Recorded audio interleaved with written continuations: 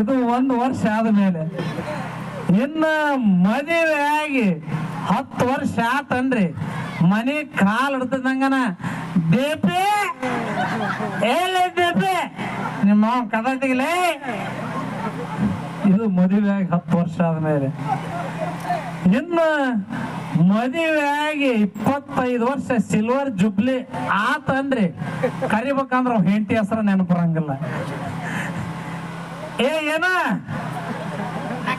ಈಕೆ ಲೇ ಇವಳ ಅಲ್ಲೇವನು ಅವಳೇನು ಮನುಷ್ಯನೋ ದನಾನು ಲೇ ಏನೋ ಈಕೆ ಏನೋ ಈಕೆ.